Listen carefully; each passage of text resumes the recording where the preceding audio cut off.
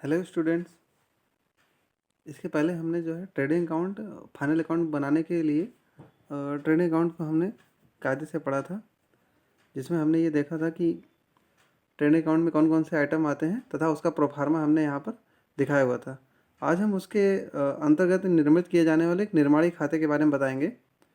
Manufacturing account वो businessman बनाते हैं जो ये सोचते हैं कि हमारे पास जो सामान हम खरीद के लेकर आ रहे हैं बेचने के लिए, इसमें कुछ मॉडिफिकेशन करना है या फिर हम खरीदने के बजाय वो सामान रॉ मटेरियल के रूप में इकट्ठा करेंगे और उसके बाद उन रॉ मटेरियल को हम लोग खुद से ही तैयार करके बनाएंगे, खुद से ही तैयार करके बेचेंगे। तो यहाँ पे दो तरीके काम हो जाएगा। एक तो हम रॉ मटेरियल लेकर आ रहे हैं और उसको अपने यहाँ निर्माण कर रहे हैं, निर्माण करने के बाद फिर हम उसको बेचते हैं। तो अब इस केस में अगर हम ऐसा काम करते हैं तो हमें यहाँ पे दो तरीके के अकाउंट बनाने पड़ जाएंगे, वो भी व्यापार खाता का ही भाग होता है। तो अगर ऐसे केस में व्यापार खाते में दो भाग हो जाएंगे, एक निर्माणी खाता जो पहला पार्ट कहलाएगा और दूसरा हो जाएगा व्यापार खाता। अलग अलग इसमें दिखाई नहीं पड़ेंगे, बस दोनों एक साथ ही कंटिन्यूसली बनते हैं, लाइन दोनों की एक साथ ही खींची जाएगी, बस उसमें पार्ट वाइज दोनों अलग अलग हो जाएंगे। यहाँ पे देख रहे कुछ व्यापारी वस्तुओं के क्रय विक्रय के अतिरिक्त वस्तुओं के निर्माण का कार्य भी करते हैं। कच्चा अथवा अर्धनिर्मित माल खरीदकर उसे उपयोग योग्य बनाकर उनका विक्रय करते हैं। निर्माणी खाता ऐसे ही व्यापारियों द्वारा निर्मित माल की लागत ज्ञात करने के लिए तैयार किया जाता है। ठीक, आगे बढ़ते हैं और इसका हम प्रोफार्मा देखते हैं मैन्युफैक्चरिंग अकाउंट का।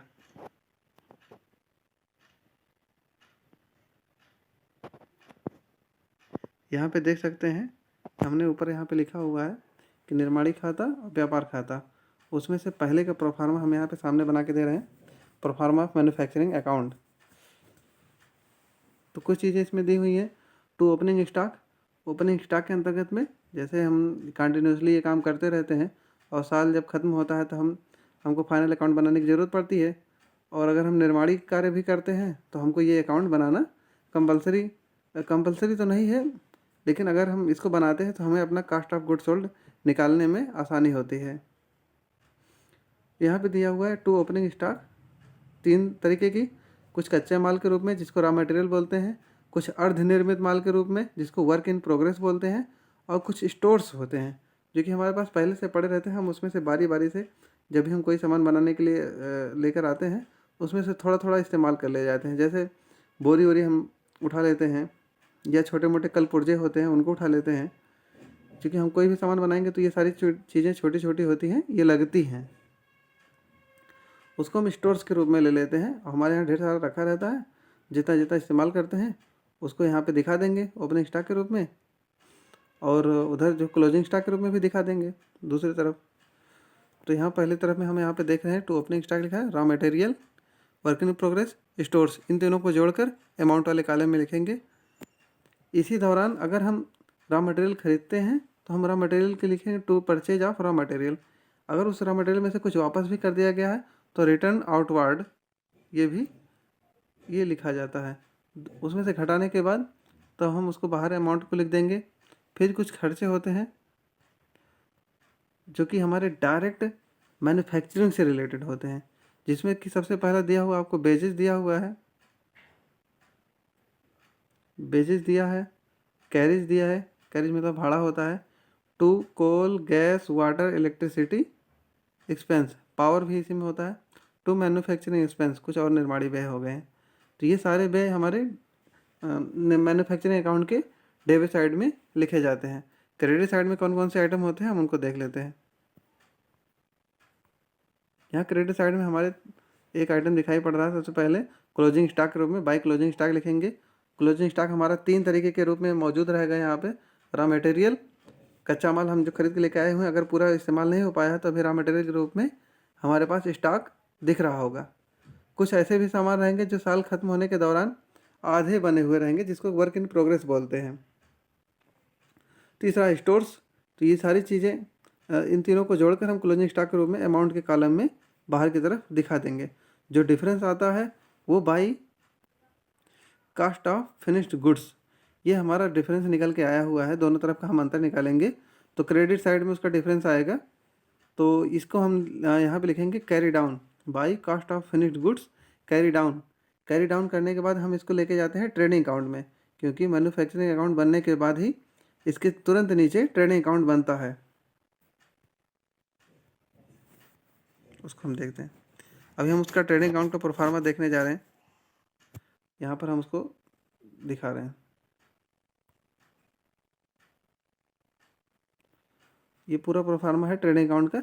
जब मैन्युफैक्चरिंग अकाउंट हम बना लेते हैं उसके जस्ट बाद ये वाला बनता है, कंटिन्यूस बनेगा।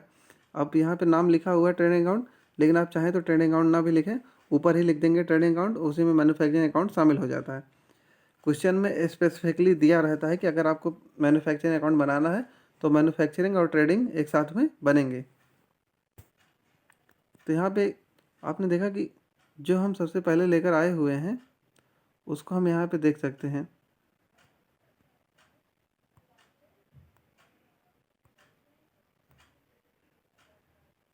यहाँ हमने लिखा हुआ है to opening stock of finished goods. तो वही जो बैलेंस ऊपर से आया हुआ है उसी को हमने यहाँ पे लिखा to opening stock of finished goods. उस वाले मैन्युफैक्चरिंग अकाउंट में पिछले साल हमने क्या किया था कि हमने देखा था कि हमने बहुत सारा सामान बनाया हुआ था, और बनाने के बाद जो सामान हमारा बेचने से बच जाता है उसको हम पिछले साल क्लोजिंग दिखाए हुए थे, तो इस साल का वो ओपनिंग बन जाता है। तो opening stock of finished goods. और देखा होगा आपने कि उसमें हमने मैन्युफैक्चरिंग अकाउंट में हमने बैलेंस सीडी करके लिखा हुआ था।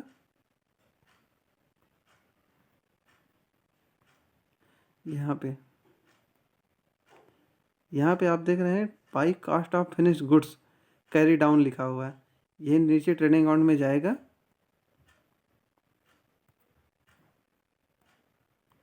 यहाँ पे आप ये देख सकते हैं, ये यहाँ पे to cost of finished goods brought down, मतलब हम उसका बैलेंस जो मैन्युफैक्चरिंग अकाउंट में आया हुआ है उसका बैलेंस हम नीचे लेकर आते हैं।